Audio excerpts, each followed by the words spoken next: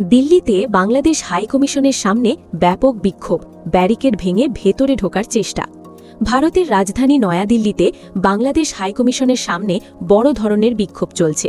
বিক্ষোভকারীরা নিরাপত্তা ব্যারিকেড ভেঙে হাইকমিশনের ভেতরে ঢোকার চেষ্টা করেছে বলে জানিয়েছে ভারতীয় সংবাদমাধ্যম এনডিটিভি।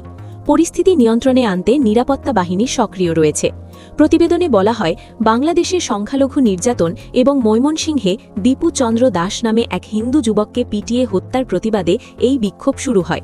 সময়ের সঙ্গে সঙ্গে পরিস্থিতি উত্তপ্ত হয়ে ওঠে এবং বিক্ষোভকারীরা ব্যারিকেড ভাঙার চেষ্টা চালায়।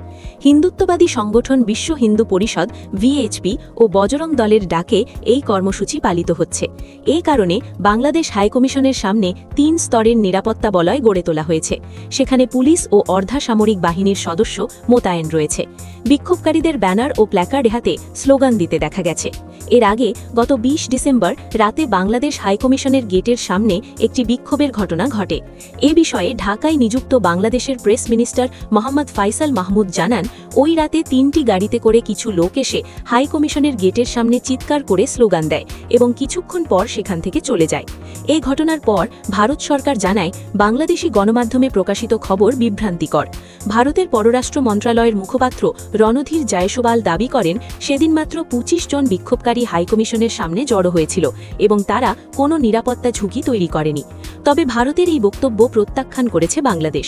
ঢাকার পক্ষ থেকে কূটনৈতিকভাবে সুরক্ষিত এলাকায় কিভাবে বিক্ষোভকারীরা প্রবেশ করল তা নিয়ে গুরুতর নিরাপত্তা ঘাটতির প্রশ্ন তোলা হয়েছে। পররাষ্ট্র উপদেষ্টা তৌহিদ হোসেন বলেন, নয়াদিল্লিতে বাংলাদেশ মিশন একটি অত্যন্ত সংবেদনশীল ও সুরক্ষিত কূটনৈতিক এলাকায় অবস্থিত।